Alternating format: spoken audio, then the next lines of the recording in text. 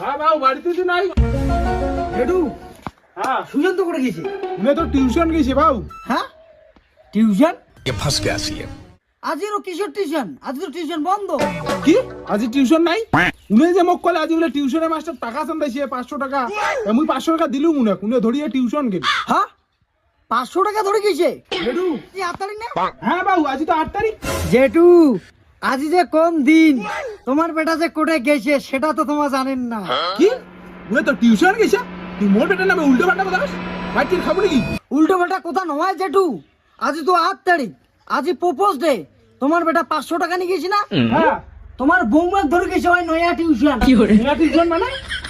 জেঠু পারেক পারেক। ও ধরে ধরে দে না টুকুড়ে। বুঝেন না? এই যে কি কইছ বাবু? এটা আরো কি? জেঠু বুঝেন নাই, মানে চুম্মা চাটি করে গেছে।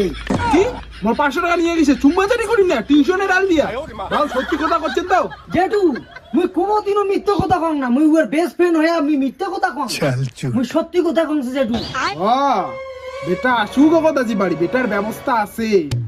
জেঠু মুই গেলুম তে। হ্যাঁ ঠিক আছে বাবু তুই যা। ঠিক আছে। যা কথা আসুক আজি। এতদিন আমি টাকা দিয়ে টিউশন পড়ালাম, টাকাটা ধ্বংস করার জন্য। বেটা কথা আসুক আজি বাড়ি, বেটার ব্যবস্থা